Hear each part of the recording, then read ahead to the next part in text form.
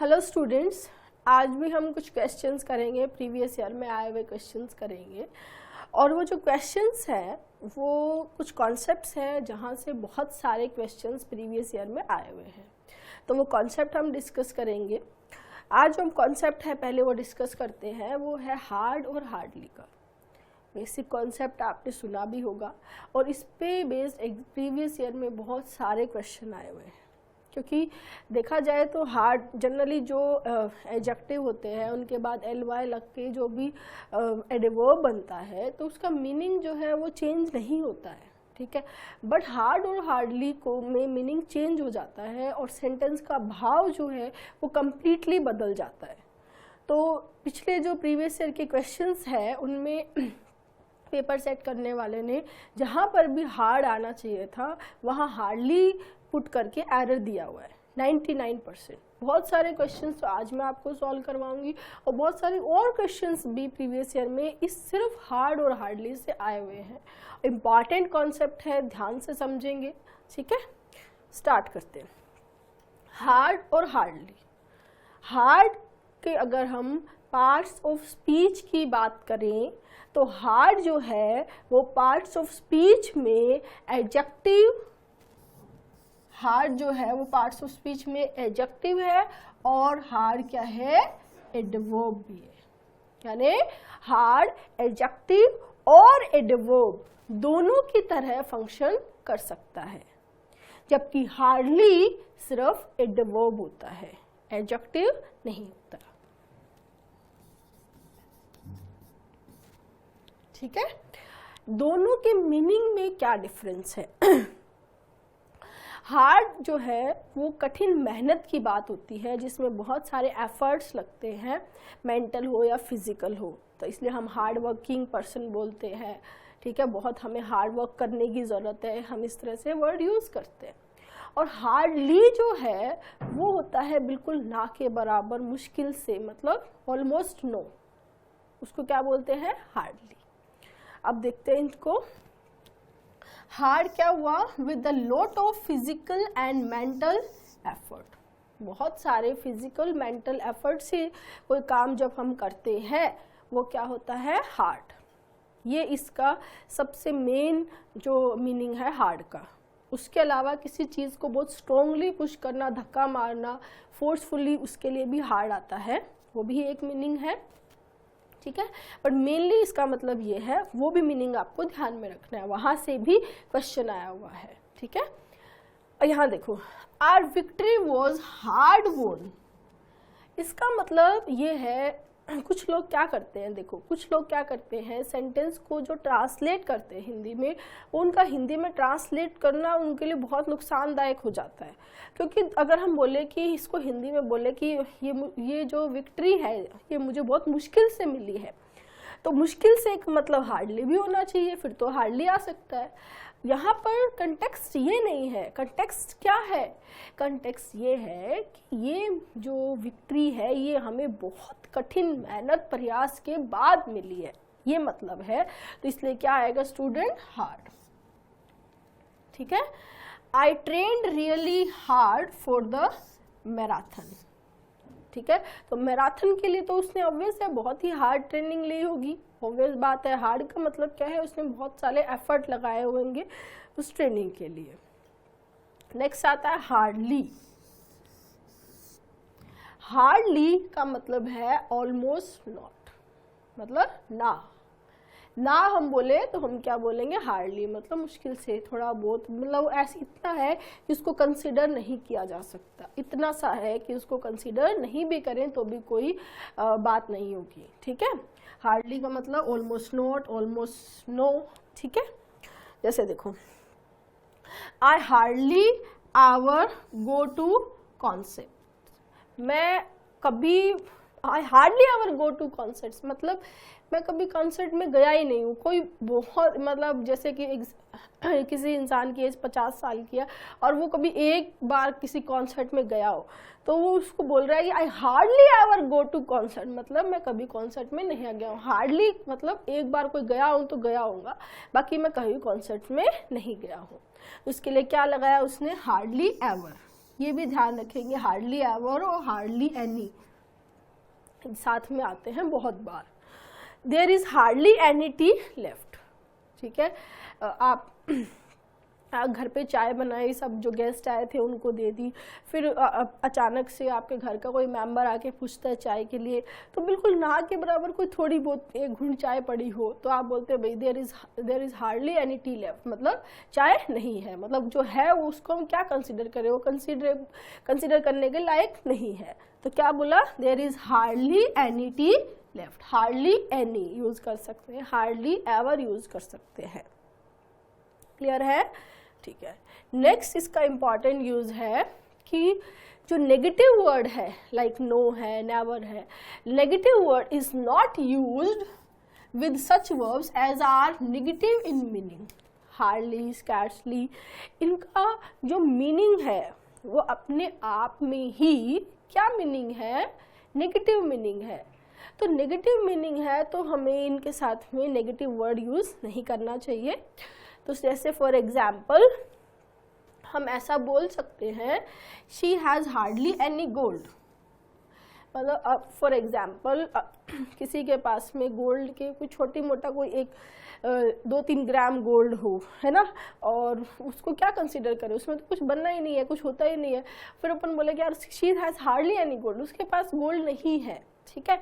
तो यहाँ पर कैसा नहीं कर सकते हैं वो ध्यान रखेंगे, कैसा नहीं कर सकते हैं, she hasn't hardly any gold. अगर ऐसा लिखेंगे, अगर हैज़ के बाद नॉट लगाएंगे फिर हार्डली लेंगे तो ये सेंटेंस जो है वो गलत हो जाएगा, ऐसा हम नहीं कर सकते, ये इम्पॉर्टेंट है, इसको ध्यान रखेंगे। सेम वही चीज़ स्कैर्सली के साथ है, there are scarcely any apples on this tree, इस ट्री के ऊपर एप्पल नहीं है, कोई इतना बड़ा ट्री है उसमें कहीं छुपा हुआ कोई 1-2 एप्पल मिल जाए तो मिल जाए, अदरवाइज एप्पल्स नहीं है, राइट। अब यहाँ पर अगर आप इसको ऐसे लिखते, there aren't scarcely any apples in on this tree, तो ये सेंटेंस गलत हो जाता।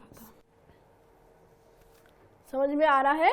तो नेगेटिव वर्ड्स हम इन नेगेटिव मीनिंग की एडवर्ब्स के साथ में यूज नहीं करते हैं। क्लियर है स्टूडेंट्स, ठीक है। नेक्स्ट कॉन्सेप्ट है, इंपॉर्टेंट कॉन्सेप्ट है, वैसे हमने जब एडवर्ब ऑफ फ्रीक्वेंसी मैंने करवाया था तब मैंने आपको ये चीज़ करवा दी थी, फिर भी एक बार फिर से रिवाइज कर लेते हैं हार्डली के केस में, क्योंकि यहाँ से एक क्वेश्चन भी एग्जाम में आया हुआ है, ठीक है। देखो हार्डली की जो पोजीशन है, क्योंकि हार्डली क्या है, एडवर्ब फ्रीक्वेंसी है, ये होती है जनरली मेन वर्ब के पहले आती है, hardly plus main verb, right. अगर सेंटेंस में मेन वर्ब नहीं है, सिर्फ हेल्पिंग वर्ब ही है, जो मेन वर्ब मान लो चाहे हेल्पिंग वर्ब मान लो, अगर हेल्पिंग वर्ब है तो ये हेल्पिंग वर्ब के बाद आती है, सिर्फ हेल्पिंग वर्ब है तो हेल्पिंग वर्ब के बाद, ठीक है। अब देखो hardly usually goes directly before the main verb in a sentence. जैसे आई कुड हार्डली रिकॉग्नाइज, ये तो मेन वर्ब हो गई, ये मॉडल वर्ब है, ऑक्सिलरी वर्ब बोले, मॉडल बोले, ही हिम सो मैनी ईयर्स, तो इसके और इसके बीच में यहाँ पर मेन वर्ब के पहले हार्डली आया है। अगर आपको एरर देता है यहाँ पर अगर हार्डली लेता है आई हार्डली कुड, तो ये ग्रामेटिकली गलत है, ठीक है। Next, but if the main verb is am are was were, अगर मेन वर्ब के रूप में या सिर्फ हम बोले हेल्पिंग वर्ब अलोन ही है तो उस केस में हार्डली जो है वो इन वर्ब्स के जस्ट बाद में आएगा, इन वर्ब्स के जस्ट बाद में आएगा, ठीक है। जैसे देखो there were hardly any shops in the town, hardly any were जो है उसके बाद में क्या आ गया, हार्डली, कि इस टाउन में शॉप्स जो है वो नहीं है, कोई मुश्किल से एक आधी शॉप होगी तो होगी, बाकी यहाँ पर टाउन में शॉप्स नहीं है। समझ में आया। तो हार्डली और हार्ड का कॉन्सेप्ट हम यहाँ पर अच्छे से क्लियर कर लेते हैं, फिर इस पे बहुत सारे क्वेश्चंस हैं जो हमको सॉल्व करने हैं, ठीक है। हार्ड जो है वो एडजेक्टिव भी है, एडवर्ब भी है, और हार्डली है वो एडवर्ब है। हार्ड का मतलब है lot of physical mental effort, और हार्डली का मतलब है ऑलमोस्ट नॉट। फिर हमने देखा था कि जो नेगेटिव एडवर्ब होती हैं, जिनका मीनिंग नेगेटिव मीनिंग है, उनके साथ में नेगेटिव वर्ड्स यूज नहीं करते हैं। फिर हमने देखा था कि जो हार्डली की पोजीशन है वो मेन वर्ब के पहले होती है, और अगर helping verb main is am are words verb है अकेले तो उनके बाद होती है। अब क्वेश्चंस पे आ जाते हैं। अब फटाफट आपके आंसर आने चाहिए। देखो, ये क्वेश्चन आपको 2-3 जगह मिलेगा, और इसमें कुछ कुछ चेंज करके ये एसएससी में भी आया हुआ है, बैंक पीओ में भी आया। कई जगह आपने क्वेश्चन नोट कर लीजिए, आंसर अपना लिख लीजिए, फिर मेरे आंसर से मैच कर लेना। अब देखो, कई इसमें देखा जाए तो कोई एरर नहीं है, नो एरर है। इसमें किस किस तरह से एरर पूछी गई है वो देखो। कई जगह तो यहाँ पर टू दिया गया है, ठीक है। The process was too simple and easy to understand that, तो दैट था, तो ये वही जो मैंने सो दैट का आपको करवाया था, स्ट्रक्चर्स वही था, तो टू तो आ नहीं सकता था, तो यहाँ पर तो ऑलरेडी सो है। दूसरा, इस क्वेश्चन में एरर आई हुई है कि इसको टुक को इसके पहले टुक, इट टुक भी दिया हुआ है, तो स्टूडेंट ये जो हार्डली है वो टुक के पहले ही आएगा, क्योंकि टुक जो है वो मेन वर्ब है, ठीक है। तो हार्डली की पोजीशन क्या होती है, मेन वर्ब के पहले होती है, ठीक है। तो दोनों ही एरर यहाँ पर इस क्वेश्चन में नहीं है, इसलिए हम क्या चूज करेंगे, नो एरर। समझ में आ रहा है, ठीक है। Next, rural area people can cope well with, cope के साथ हम विद यूज करते हैं, physical strain as they are used to working hardly. Sentence बोल रहा है कि रूरल एरिया के लोग जो है वो फिजिकल स्ट्रेन को अच्छे से कोप कर पाते हैं, क्योंकि वो यूज टू होते हैं हार्ड वर्क करने के, यूज टू होते हैं। तो यूज टू वर्किंग हार्डली नहीं होगा, क्या होगा student, use to working hard, क्योंकि यहाँ पर हार्ड वर्क करने की बात हो रही है, ना कि मुश्किल से काम करने की बात हो रही है। So right answer will be B, ठीक है। देखते आंसर आना चाहिए आपके। They succeeded without hardly making any effort. अब देखो स्टूडेंट, वैसे देखा जाए तो ये हार्डली एनी सही है, बट अब सेंटेंस को पढ़ो, दे सक्सीडेड, वो सक्सीड हो गए, without hardly making, without hardly making जो है वो सही मीनिंग नहीं दे रहा है, without making hardly any effort, क्योंकि ये जो बात है, क्या बिना किए, क्या मेकिंग, बिना कुछ करिए, क्या हार्डली एनी एफर्ट, तो हार्डली और एनी की पोजीशन यहाँ पर हमें साथ में लेनी पड़ेगी, और मेकिंग जो है वो पहले आएगा, ठीक है। तो राइट आंसर इसमें होगा विदाउट मेकिंग हार्डली, ठीक है ना। अभी भी ऐसे एग्जाम्पल्स भी हमने लिए थे। Next, he tried hardly and that led to his success. अब देखो, यहाँ पर हार्ड तो आना चाहिए, हार्डली तो नहीं, क्योंकि उसने बहुत मेहनत की, तभी तो आगे वाला सेंटेंस जो है उस कंस्ट्रक्शन में उसने बहुत मेहनत की और ये चीज़ उसको सक्सेस तक लेकर गई। तो यहाँ पर जो सेंटेंस आएगा वो हार्ड से बनना चाहिए।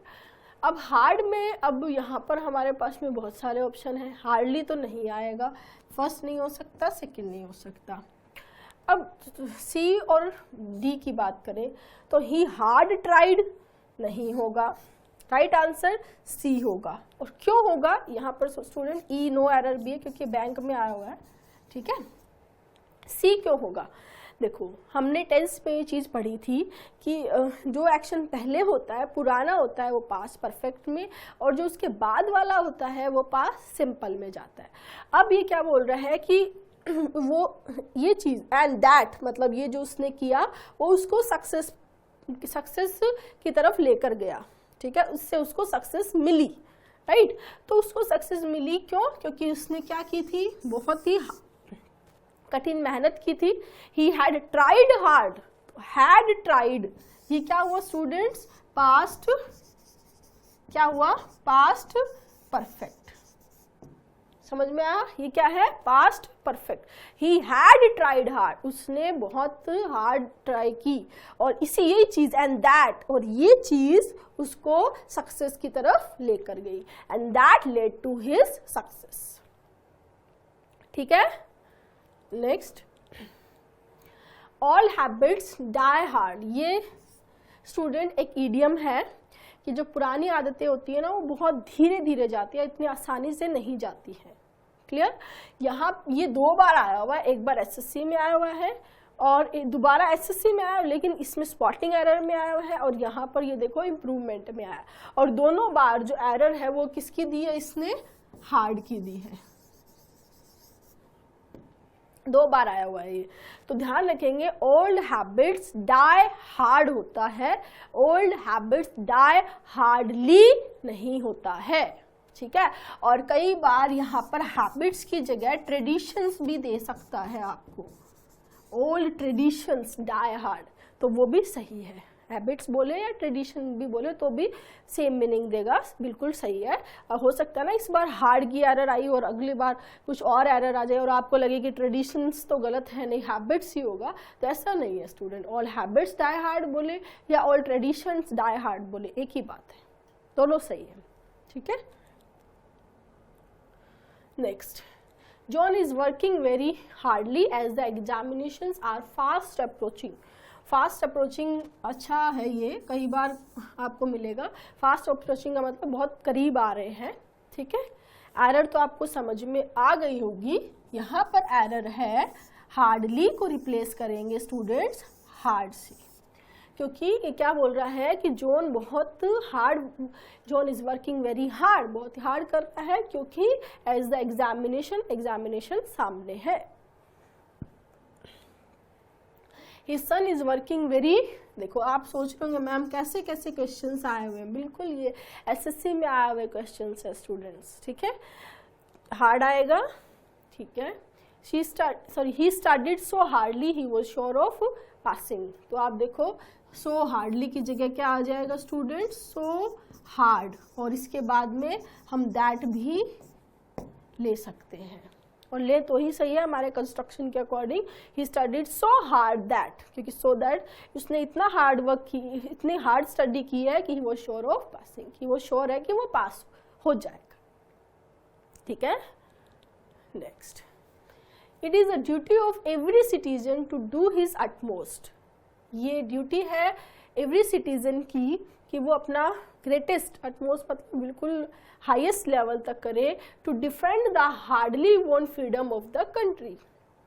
जो फ्रीडम हमें बहुत कठिन प्रयास के बाद मिली है। ठीक है, कितने सारे लोगों ने हम फ्रीडम के लिए लड़ाई लड़ी है, उसके बाद हमें ये फ्रीडम मिली है, उसको डिफेंड करने का की रिस्पॉन्सिबिलिटी जो है, वो ड्यूटी जो है, वो प्रत्येक सिटीजन की है। ठीक है, तो ये हार्डली वोन नहीं आएगा, क्या आएगा स्टूडेंट? हार्ड।